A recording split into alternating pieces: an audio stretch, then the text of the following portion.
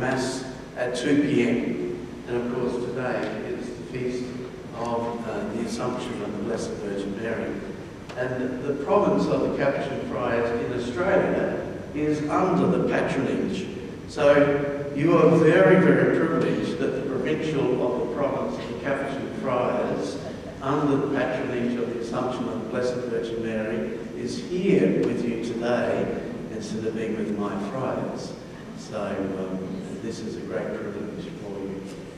It's a great privilege for me, you know. And as you know, as Father Janice said, you know, I have the gift of the gab, and the one thing I love talking about is St Francis of Assisi. And of course this year is 800 years since St Francis died. So we've had a whole series of celebrations of 800 years of the events of St Francis's life. He was born in 1182 in the little town of Assisi, and we wouldn't know where Assisi is except for those who perhaps came from that region in Italy. You know, who knows where Bagnoregio is in Italy? Put your hand up. Where? Bagnoregio. You know, yeah. So not many people know, but everybody knows Assisi. Everybody pretty well in the world know. You can stop anybody in the street and say, have you heard of St Francis of Assisi? And they'll say, well, yeah, I kind of think he's the one that loves the animals.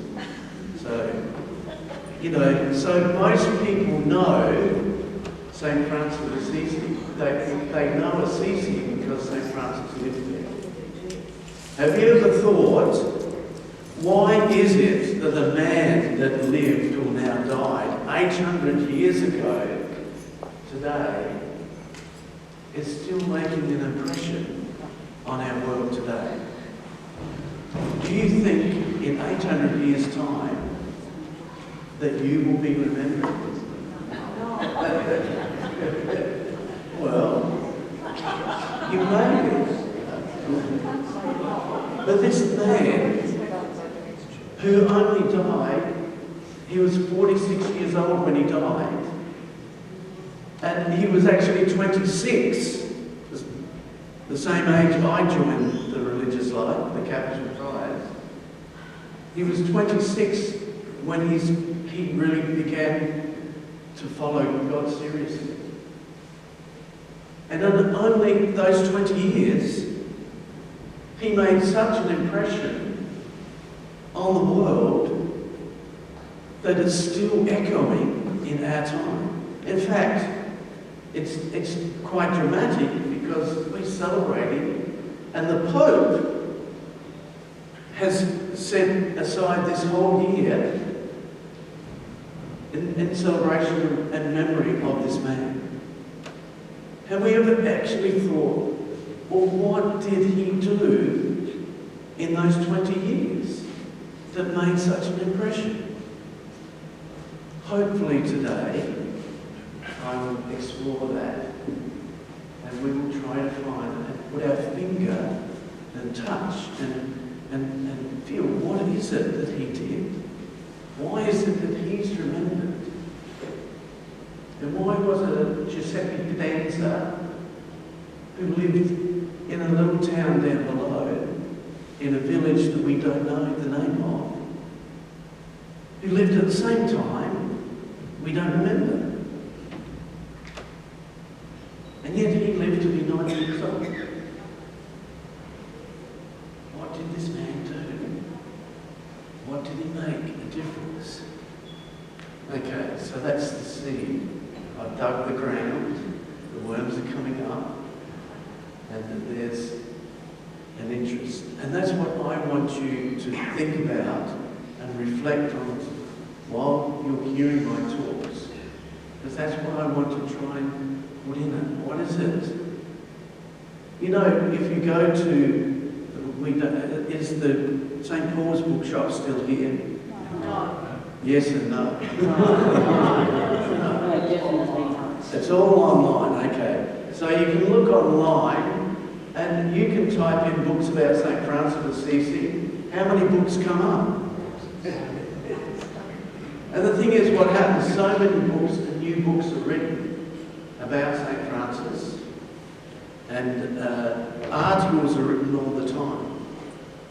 Now, I can't justify what I'm about to say, but I remember it was at one stage that St Francis of Assisi, had a bigger bibliography, except for one other person that lived on this earth, and that was Jesus Christ. More is written about this little man, and little he was. He was only 5 foot something.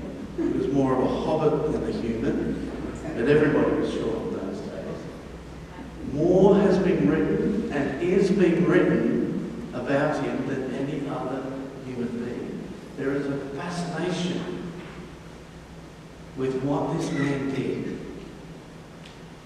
And across the world, with the orders that he started, so there's the first order, which is the Friars Minor, the Conventual Friars, and the Capuchin Friars. So that's the order of the men. And then there's the Poor Clares, that's the second order.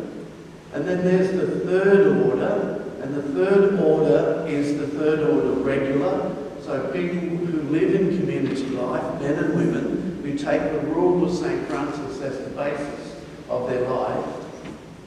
And they are myriad. In Australia we haven't, but in America there are branches everywhere of regular secular Franciscans, people who live community life under a rule and live under the rule of St Francis. Then there's the secular order. Most of the people here today belong to the secular Franciscans. And the secular Franciscans is like a sleeping giant, not a sleeping giant, a giant within the church, a power within the church that they really have to discover themselves. Because they are people who live in ordinary lives, doing the husbands, wives. They are people who are doctors, they are nurses, they are people who work on roads, they are people who do tiling. There are people, who do ordinary things, but they follow the rule of St Francis in the world, to live it as best they can. And the thing is, that's what, I don't know whether you know much about, at heart, I'm a gardener, right? And I have no idea why God gave me a love of gardening and a love of being a Capuchin, because the Capuchin is itinerant. It means we go from place to place. To love gardening, you need dirt, and you need to be in the same place for a long time to grow things. So I don't know how, and all my life I've been trying to put these things together. And wherever I go, I plant a tree. I love trees. And when I leave, what happens to that tree? No, I do too. But then someone cuts it down. So that's right. There's a great story. One of the young lads who was joining us, there was two of them. One, because they have to go through a psychological test, and they have to do that before they join. So one was having the test while I took the other into Sydney, and he was in Sydney, and we went to look at the cathedral. And I was showing you the cathedral. And around the cathedral, there are all these beautiful London plane trees. I think in Adelaide they cut them all down because they caused hay fever. So, and I think it's Frome Road. You know, you go down Frome Road. It's like, in summer, it's like a tunnel. And the trees are these London plane trees. And as I was walking, there was one about this big in the steps of the cathedral. So I thought, I've always wanted to get one of those trees. And the thing is, I thought, how am I I'm going to take it home. And in the railing, there was a foam cup jammed in there. And I thought, what? So I got the foam cup, like a coffee cup thing, and then I went and got some dirt from the garden, from the park, and I put it in and I put the little tree. And you know, everybody's walking around the city with their coffee cups, you know. And I was walking around the city with a coffee cup with a tree in it. And I took it home, I took that tree home, and I said, this will be a symbol of your vocation. Because at the moment your vocation is like that. It's only 2 little leaves, but it has sprouted, and I'm going to look after it.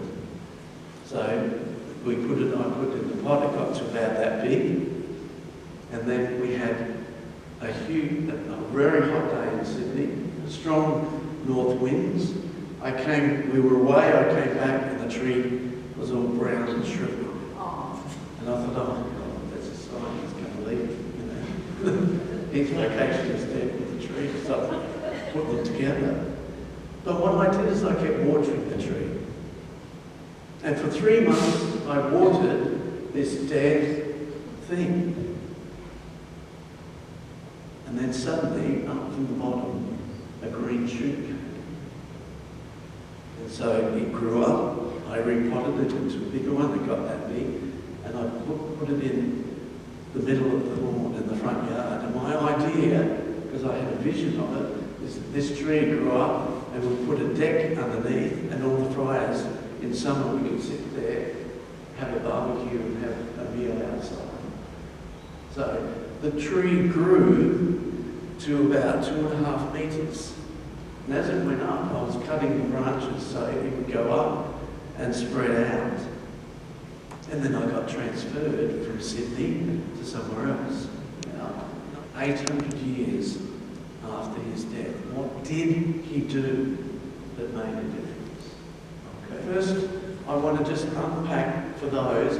Everybody knows, a lot of you know the story of St Francis, but I just want, for those who perhaps are hearing it for the first time, the story of St Francis of Assisi. Okay? The moments in his life. So he was born in this little town of Assisi, and Assisi itself is a very ancient town. It was an Etruscan town before the Romans even took over. So the Roman Empire started in Rome, and it was just a city-state, really, and then it just gradually began to become more powerful, and it worked its way literally across the world. And I'm not going to give you, because I love the history of the Roman Empire, but it was part of it.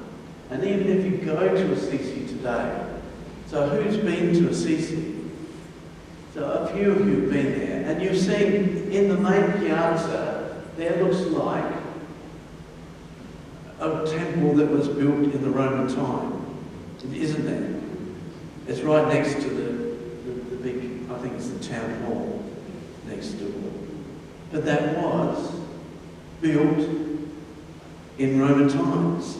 That church is now a Catholic church, and it's run by the third order secular priests of the Franciscans. It was built by the Romans. But there was a temple there before that the Etruscans had. And also the Etruscans believed that Assisi wasn't something of a holy city anyway, because there were springs of water and there were places where people would go for healing. That's before the Romans. So then the Romans came, and what they did a lot, they didn't wipe it out. They actually built on what was already there. You know Notre Dame Cathedral.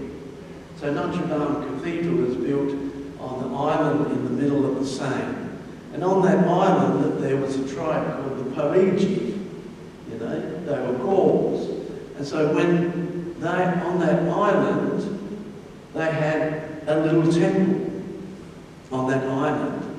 So when the Romans came and took over, they rebuilt a temple on the same place, on that island. Okay? And then when Catholicism came to the Roman Empire, they consecrated that temple as a church, and they rebuilt a church. And then at the time of St Bonaventure and St Thomas Aquinas, they rebuilt another church, which is there today, the Cathedral of Notre Dame. So there has always been a sacred place on that place ever since humanity lived there. And this is the beauty, is there's in our own country, you know, the Aborigines who lived in this country for thousands of years have sacred sites and sacred places, you know, and certainly if you go to Uluru, which is for them a sacred site, you don't have to look at the history, you just have to feel the presence of it. And that's where Assisi was a place like that anyway. And when Francis was born in 1182, his father was a cloth merchant. And he used to go all over Europe to get the best cloth. So he was getting cloth from the east and the west. And we kind of think, in those days, how did travel happen? Well, it was a period at the end of the Roman Empire, in the time of the feudal system, where actually travel, even though it was still treacherous, it was able, and there was trade from east to west, you know, and it was vibrant. And, you know, so he was getting, you know, silks and everything from the east and stuff they were making in India. It was coming across. They weren't directly coming, but it was being traded from one to the other across. And then also he would go to France, in Provence, they would have these huge markets where they would all trade with each other. So he would go to these markets and get the best quality material, and he would bring it back. So when Francis was born, he was actually away at one of these fairs. And he came back and he was so impressed with France that he brought a bride back. His bride actually came from France. So Francis' mother was French background. And so when he came back after Francis was born, his mother called him John the Baptist, John Baptiste, and he was baptised in San Rufino, the cathedral there in Assisi, in the same font that St Clare was baptised in, not at the same time. St Clare's house was right near the cathedral. And today, the Immaculate Sisters, who were started by Capuchin Friar, live in the house, supposedly, where St Clare lived. When Francis's father came back, he was so enamored with France that he started calling Francis, or John Baptist, Francis. So that's how Francis got his name. It just became a nickname that stuck. And so many of you probably have nicknames that have stuck. That's not your name. My brother is Douglas Paul, and he was born in 1964 at the height of one of the bands that have become very famous in the world, the Beatles. And so my father, he was Scottish blood, he wanted to call us all by Scottish names. So my name, Robert Brendan Stewart. I was one of the first Stuart kings of Scotland. There were two Robert Stewarts who were king of Scotland, so that's why I have royal blood. I don't know whether you know that. No, so my younger brother from me, down 2 years down from me, my father wanted to call him MacDougall Stewart. And my mother said, that's fine, you can call him that, but you'll be raising him by yourself. So he didn't get called Stewart. Well, the other one, the last, my youngest brother, called Douglas Paul. But my sisters were in love with Paul McCartney. So Douglas Paul, so his second name became the one that was used. So we all know him as Paul, but when we moved from one place to another, he started high school. Of course, they all know him as Douglas. you know. So, but the family know him as Paul. So that's the same way with St Francis, that nickname stuff. Francis was lucky enough to grow up in a time when you were either rich or you were poor. There was no in between. So you either had the money. But the thing is, the people who had the power in his time were people who had land, not the money. So and then there was the people that worked for the people who had the land. And so the thing is, if you wanted to be a farmer, you actually couldn't buy a farm. You actually had to be a tenant on a farm. You'd have to work for the Lord.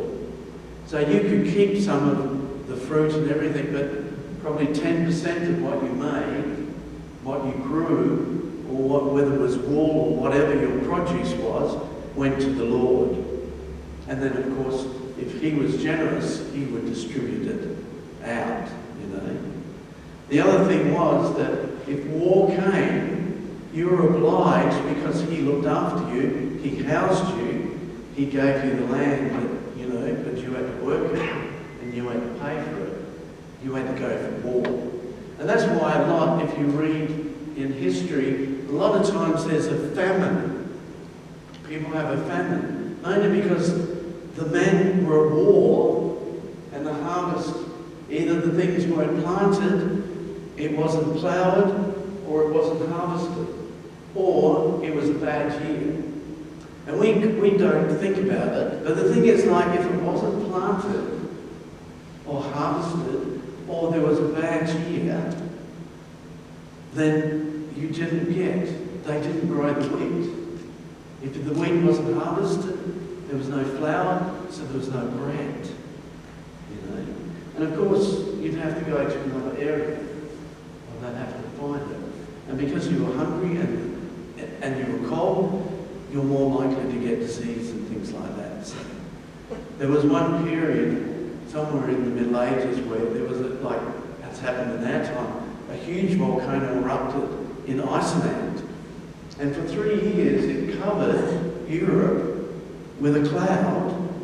And so the harvests weren't, they were getting something, but they weren't getting enough.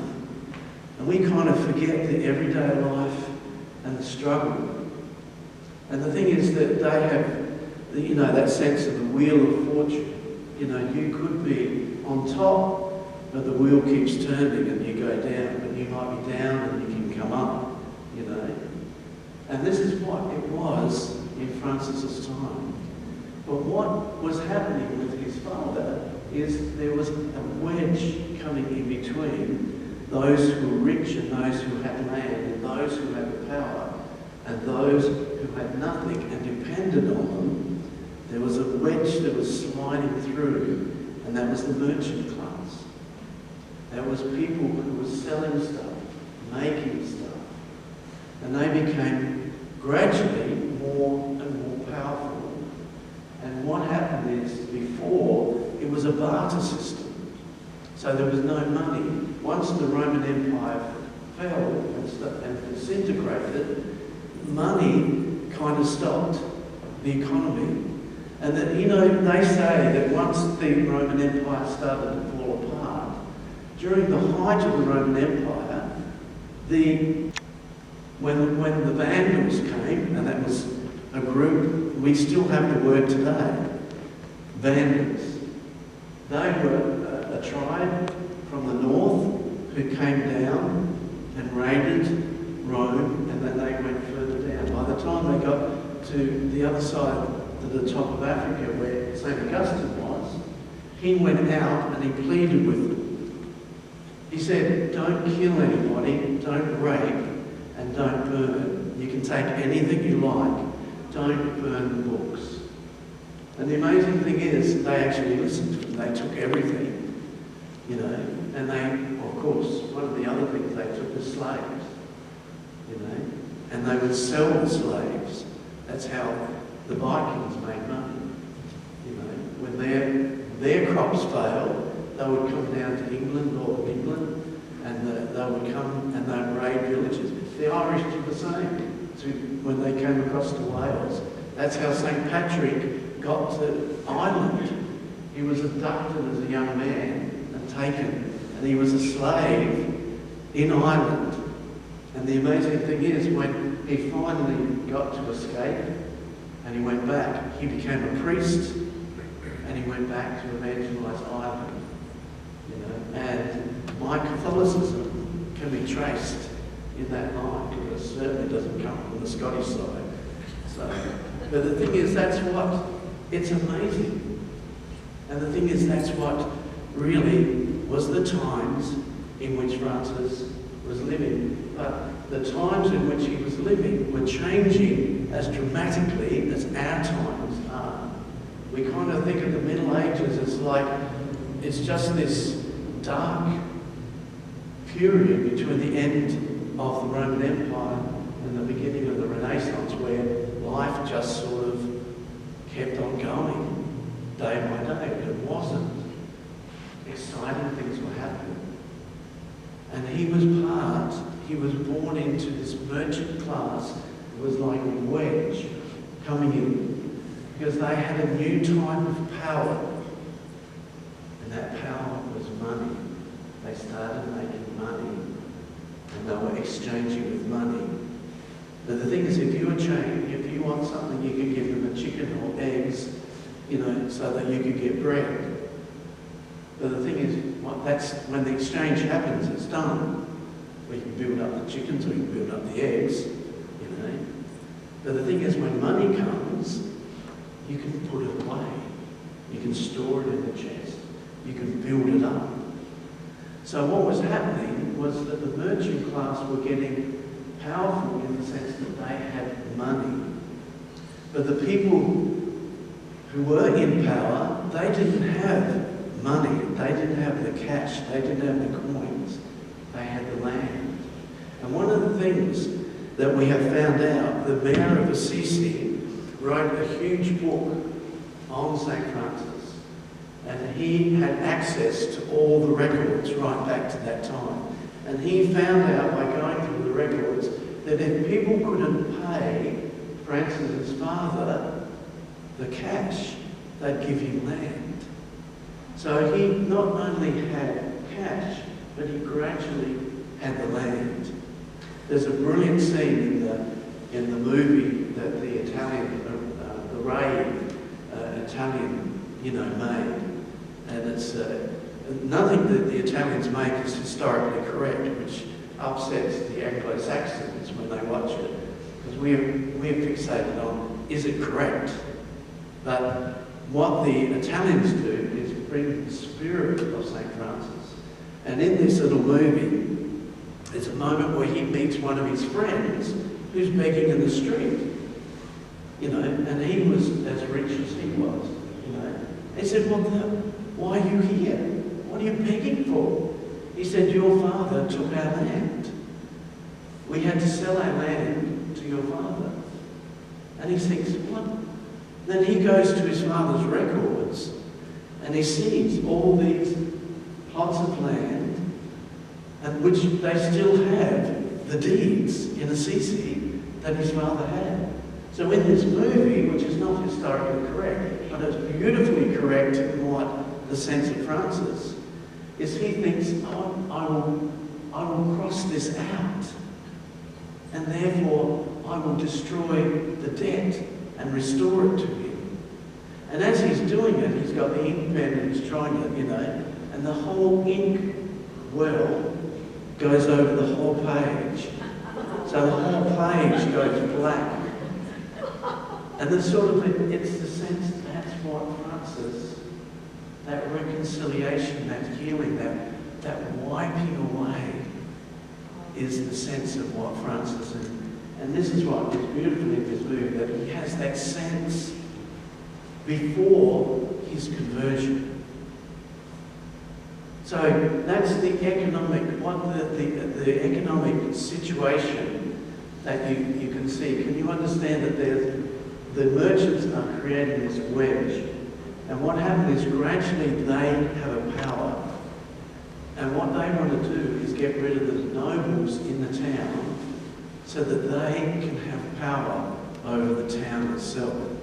So the town becomes its own little city-state. And that's really what happened in a lot of that area in the middle and the north of Italy at the time. The little towns that were walled became city-states in themselves. So they had the representative from the emperor, and he lived, and you can still see the castle in Assisi where he lived. Well, he was away one time. He went to the coronation of the new young emperor, and while he was away, the merchants roused up the people, which doesn't happen today, does it? No. Roused up the people to go and march in the street. They ran up, they all went up to the castle, they demolished the castle. Most of it, what's left is just where basically the Duke who had it lived. And they rebuilt, they extended the town and rebuilt. So in Francis's time when he grew up, you know, if you've been to Assisi, there's a gate there, right where St Clare's monastery is. There's a gate there. But that's not. And then you walk past all these restaurants and everything with a beautiful view, and then there's another gate.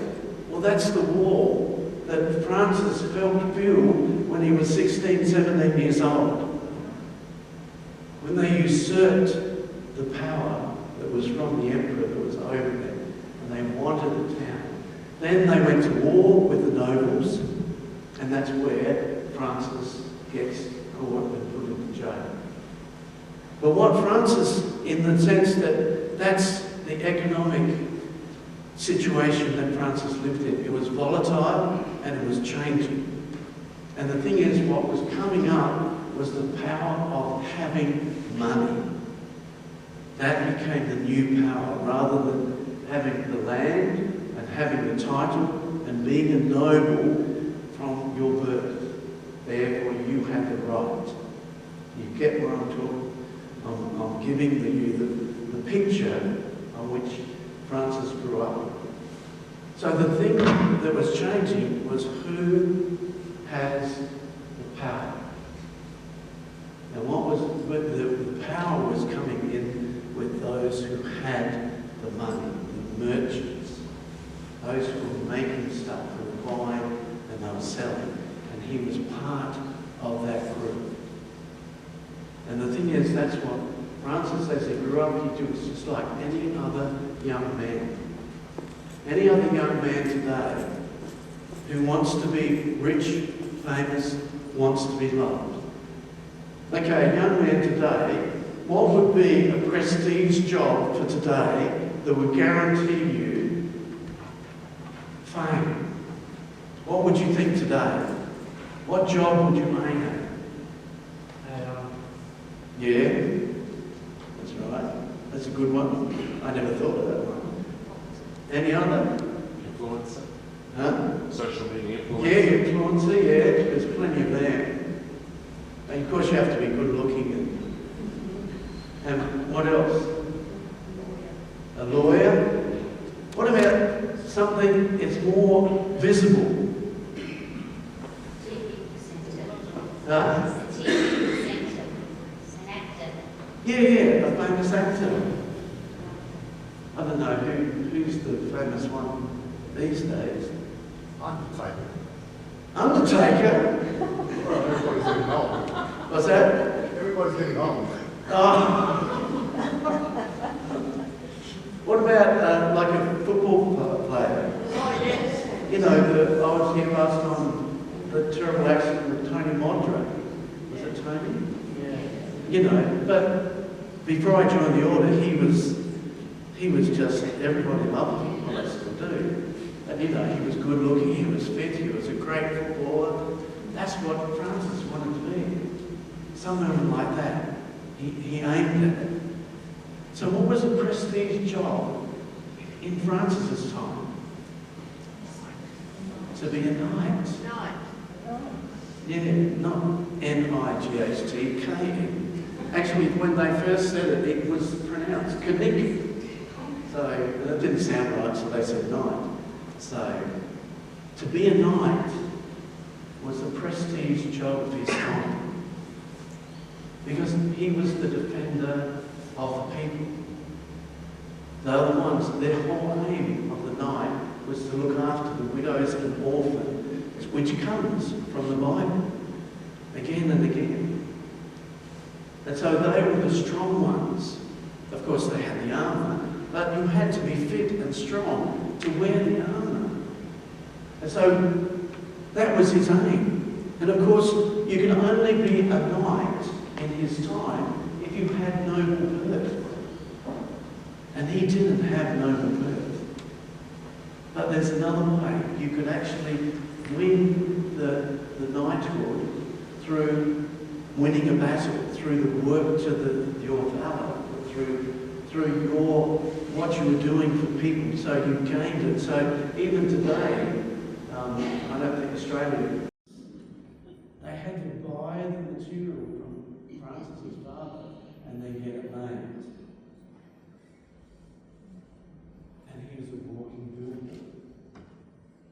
And so the thing is, when this opportunity came, and Francis wanted to go to war, and there's this opportunity for this family to be raised up to the level of nobility, his father went all out to support him.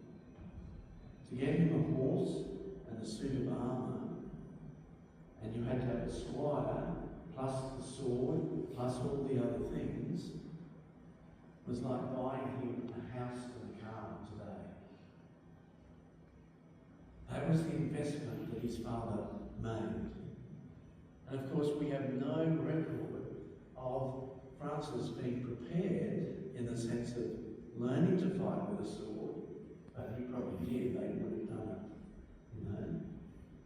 And so they go off to war. In between Assisi and Perugia, they met at a bridge called the bridge Ponte San Giovanni. And of course, what happened? The nobles were expert. The nobles were trained. And these guys from Assisi, the sons of the merchants, had all the vigour, all the desire, but no talent. It wasn't that. It was like when the Crows first started with no form. They got the best guys from all the teams in the SA and NFL, and they built this team. But they were all experts. They were all good players. But each of those players depended on the team to make them a good player. So it took them 3 years, really. I don't know whether you remember, I do. It took them 3 years for them to work together. And the thing is, that's why they got slaughtered. And of course they didn't kill them, because they took them to jail. And they kept them there. And what they would do is they would have to pay a ransom. The families would have to pay a ransom within a certain amount of time, or else they would be killed. So Francis was an entire year in a medieval prison before his father raised enough money to release him. And of course, that is what made him big. That changed his life. And that idea of being a famous knight got a bit battered around the edges in the very first battle. It all goes negative. And then he comes back and he decides that another opportunity for him comes for him to go to war. And he gets set up here. And he's got to go all the way down to Puglia. That's where the war was happening. And he gets to Spoleto, which is, I don't know, it's about 50 k's from Assisi heading south. And it's their first night. And he has a dream where the Lord brings his dream to reality. He shows him this massive castle full of armour and swords and everything you need for war. And he says, this is your house, Francis. This is for your knights. You know. And Francis, this is my dream come true. But then God says to him, Francis, who is it better to serve? The master or the servant? And in the dream he says, well, of course, the master. Well, why are you following the servant? And it floors him. This is in the dream. And he wakes up. What do you want me to do? You've shown me my deepest desire. You've shown me my dream. And then you've pulled it from underneath me. And the Lord says to him, go back to Assisi and I'll show you what you need to do. So if you go to Assisi, one of the most amazing statues, sculptures that you will see, is in the front lawn of the Basilica of Francis coming back from war. Now you have to remember, I grew up in a little country town, right?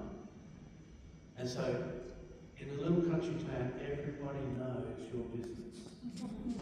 The other side, you know theirs as well. But everybody knew that this son of this merchant with all this bravado was going off to become a knight and to raise up that family into a new echelon, the level of the nobility which give them a security. And the first day's away, he comes back. And this statue is so beautiful, even the horse, his head's hang down, his head's down. And he had to come back into this society that knew him so well and knew what he was doing. And of course he was laughed at, a joke. And he spends that time asking the Lord, what do you want me to do?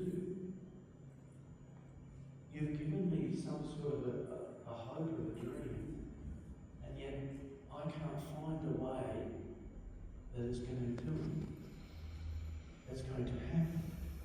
So he starts going to pray and be alone in places. He could still go up into the country, the hills behind, where he would go and he would pray. The other place he went to was a little place down outside the wall, where there was a church outside the wall that was falling into ruin. And he prayed there. And in that church there was a cross, exactly like that one. This is a copy of that cross. It was the only thing that was there. And there was a priest that looked after it. One side of the wall had collapsed. And he kept praying, Lord, what do you want me to do? And suddenly one day, the crucifix rose to him and said, Francis, can't you see that my house is in ruins? Go and rebuild it. And so there's this clear direction. And why did he ask Francis to rebuild the wall? Because he knew Francis could build a wall, because he built the new wall when he was 17 years old, in his fervour of his youth. And so that focus comes back. So he goes begging stones from everybody around. And if you go there today to San Damiano, you can still see they've preserved his repairs. You know, I don't know whether they do it, redo it, but you can see where he repaired the side of the wall there. And he rebuilt. So he suddenly got a focus. He rebuilds 5 little churches around Assisi that were outside the wall. Because we don't understand what outside the wall means. It means when the next town comes or invaders come, You go inside the wall, even if you live outside, everybody would come inside and you'd be safe reasonably until they went away and you were defeated. So to go inside the wall was to be safe. That's why the church was in ruins, because there would have been a time when they invaded and they tried to destroy it. And so when you left, if you looked outside, there would be no farm animals left. Your crops would be burnt, the barns, your house burnt, and anybody who was left or didn't get in would be taken away, either killed or taken away as slaves. It was a vicious world. And that's why when you go to Assisi, all the towns in that central area are walled towns, because that was the world they lived in. And so Francis rebuilds these little churches. And he just, this is what the Lord has given me to do. But it's only the first step. As he does it, he begins to realise slowly, and the Lord leads him bit by bit.